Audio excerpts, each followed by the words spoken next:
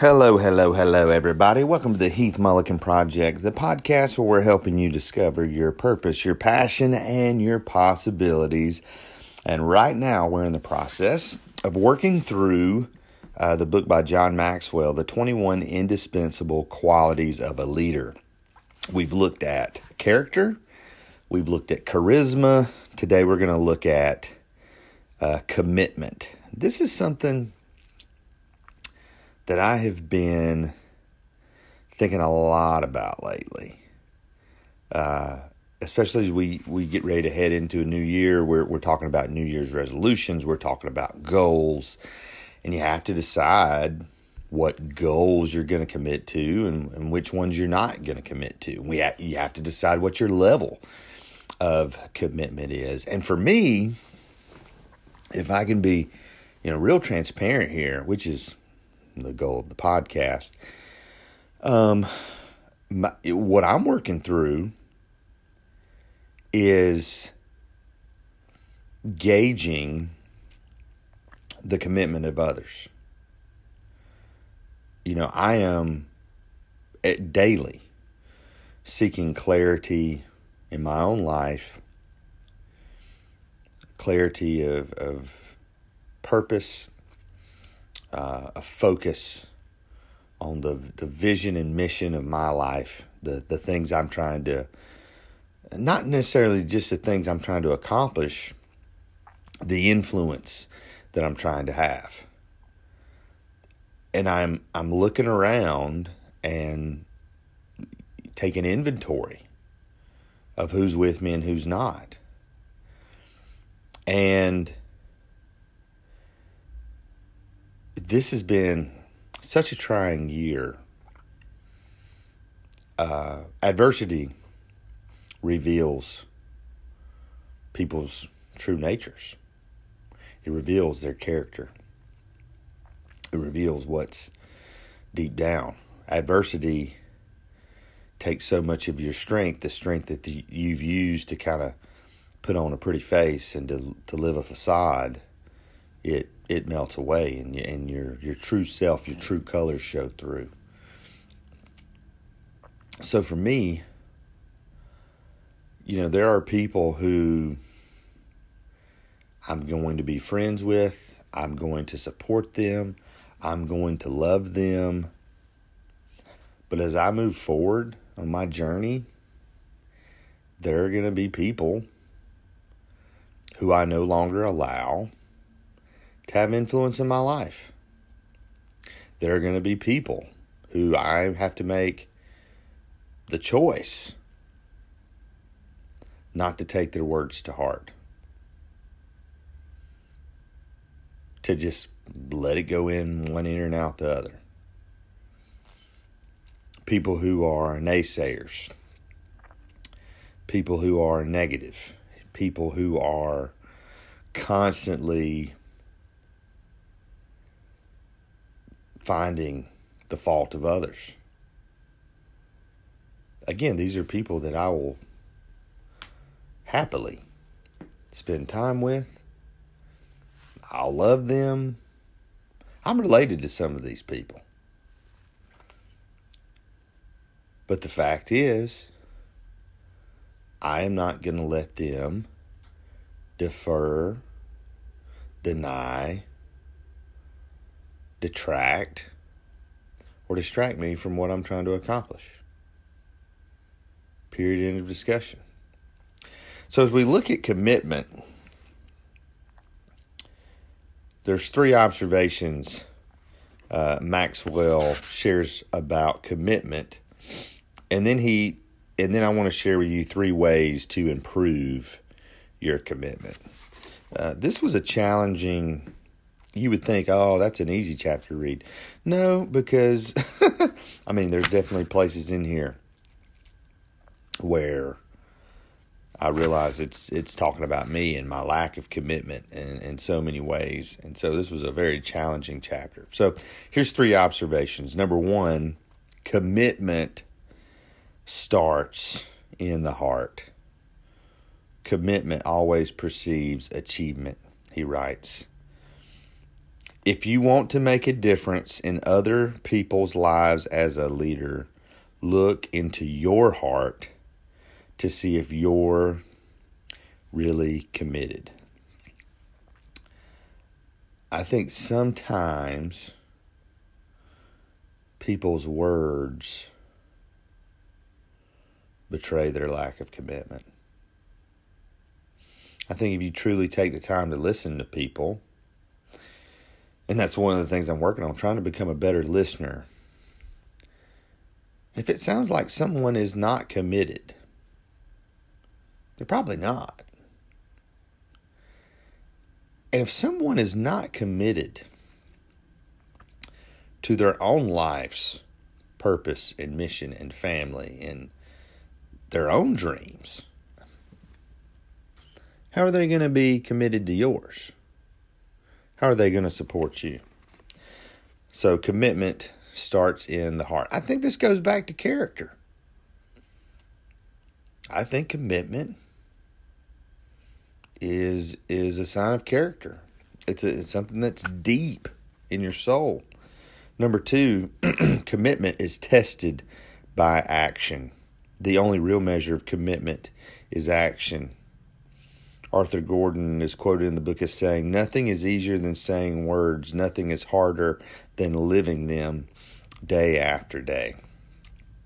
Very rarely do you meet someone whose words sound like they're not committed, who's actually really committed and who is like all in and fired up. No, I want that person that believes deep down. I want that person that speaks of commitment, but without that action, without somebody who's actually committed. And I think it's possible to be committed half-heartedly for a season. And I think people burn out. I think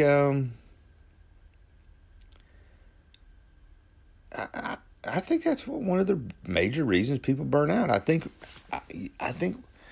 a lot of people have lied to themselves. A lot of burned out people have thought, "Well, man, I was just blazing the trail and burning the candle at both ends, and I was all in." And that might be the case, 1 in 100. I really think most people that burn out or flame out, it's a lack of commitment. And they're doing life half-heartedly. They're pursuing their dream half-heartedly. They're doing their job half-heartedly. You can't live like that. You can't be fake forever. You burn out. And that's what happens.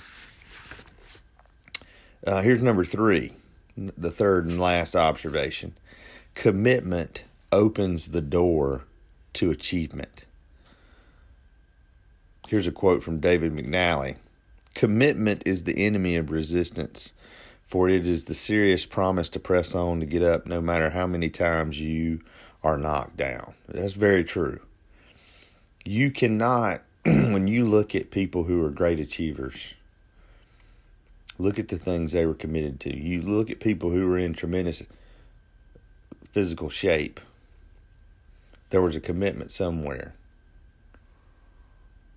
Michael Phelps was committed to swimming. He was committed to swimming when other people weren't swimming. There's a anecdote about that in a minute. So let's review those real quick. Commitment starts in the heart. Commitment is tested by action. Commitment opens the door to achievement. Now, here's 3 ways you can improve your level of commitment. 3 things. Very easy. Number 1 is measure it. This talks about what you're trying to commit to. If you're committed to, me, I was committed to reading more and learning more. So that means I get up every day at 5:30 and I read. I spend time with the Lord. I was committed to personal growth. I can measure that 67 days in a row, I've gotten up at 5:30. I got up at 5:30 every morning that I had COVID. I got up at 5:30 anyway. I didn't let that stop me because I'm committed to this.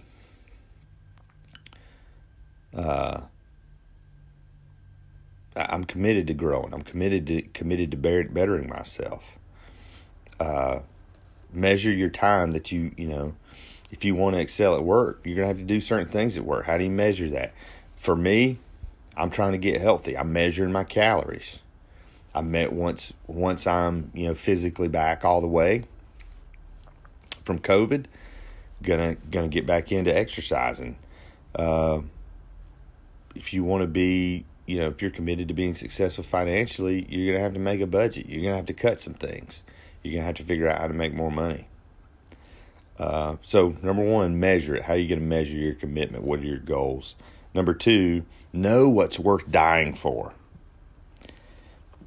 Here's a question. If it came down to it, what in life would you not be able to stop doing no matter what the consequences were? Like, what is the thing in your life that's like breathing for you? That's the thing you're committed to. And a lot of us don't have something like that. And we lose our sense of purpose, and we lose our sense of mission. We lose our sense of value. And for me, right now, what's worth dying for is helping people better themselves, encouraging people, being positive, speaking truth, helping people find their purpose, their passion, and their possibilities. That's worth dying for me. So you got to know what you got to know what your values are. You got to know where you're going to draw the line in the sand. Here's the third thing. I like this. Use the Edison method. Thomas Edison, when he would have a good idea for an invention, he would call a press conference and announce it, and then he would go into the lab and have to figure it out.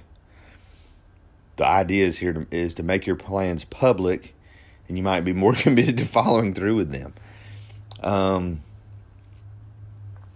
Every time, we're toward the end of the year, people are going to get on social media. Hey, my New Year's resolution is to do this. Listen, I am that guy. People have seen countless posts. I'm trying to lose weight. And I did. When the door closed on 2020, I will have lost 20 pounds, and I think that's pretty good. Fact is, I lost 40, and I gained 20 of it back. And I've spent a lot of these 67 mornings trying to figure out why, trying to figure out what happened, trying to measure what I did wrong, trying to look at what happened to help me lose those 40 pounds and what happened to make me gain 20 of them back. That's what I'm doing. I'm tracking all of this. Let me leave you with this today. Great story here. Bill Bradley, former senator, Hall of Fame basketball player. I think Bill Bradley's in the Hall of Fame. Played for the Knicks. He's at a basketball camp when he's younger, put on by Easy Ed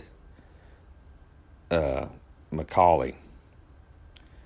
He says, just remember that if you're not working at your game to the utmost of your ability, there'll be someone out there somewhere with equal ability. And one day you'll play each other and he'll have the advantage. Because he was putting in the work when you weren't. I think that's what commitment is all about. Again, commitment's connected to character. That your character won't allow you to cut corners. Your character won't allow you to take the easy route. Your character won't allow you to do things half-heartedly. So when I look at a lot of my failures, when I look at a lot of my, things that I did not achieve, it wasn't ADD. It wasn't time management. It was lack of character. Absolutely 100%. And at the end of the day, the Heath Mullikin Project is about me becoming a man of deep character and conviction. A man who knows 100% what he believes. A man who has deep, deep faith roots. A man who not only believes strongly in God, but also in himself. And I want to have such a deep and strong belief that I can pass that on to others. I can't pass my faith in God on to others. Everybody's got to own that for themselves. But if I can take this deep character, this deep commitment, this deep belief that we're all created with a purpose, we're given a passion, and God opens up the door of possibilities. If I can pass that on, I'll be able to sleep at night. And that's what I'm trying to do. But what you find out is that life is exactly like the parable told about the good soil and the bad soil. You're going to throw some seed. Some of that seed's going to fall on good soil and it's going to grow. Some's going to fall on that rocky soil. It's not going to do anything. And some's going to get eaten by the weeds.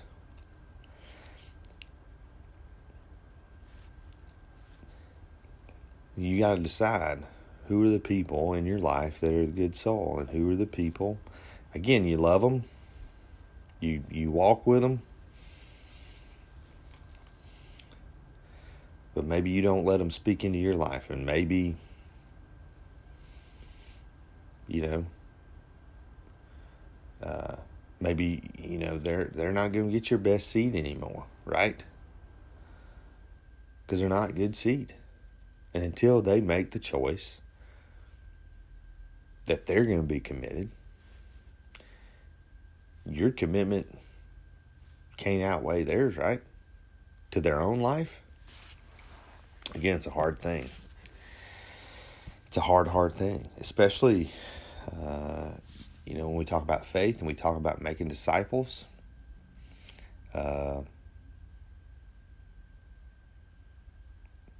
You got to make some hard choices sometimes. So my challenge to you today is, how committed are you? And what are you committed to? What price? I mean, that is passion. Passion literally is counting the cost.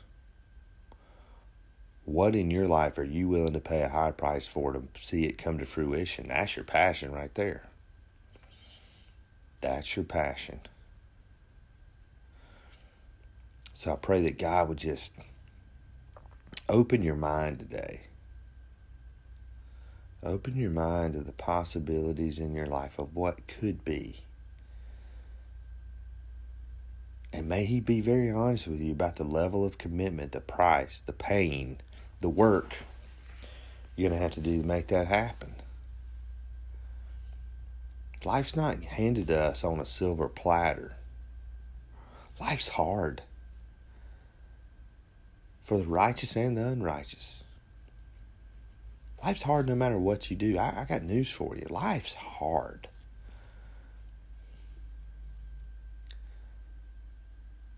Well, what are you going to do about it?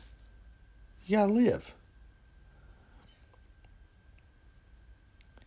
And you either make it happen, or you talk about, you either spend your life making it happen, or you waste your life talking about why it didn't happen.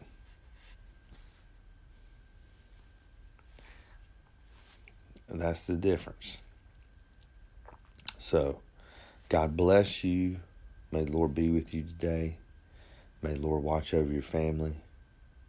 May the Lord help you pass on your values, your strengths, your love to your children, to your children's children. May the Lord bless you and keep you. Make His face shine upon you and keep you safe. Amen.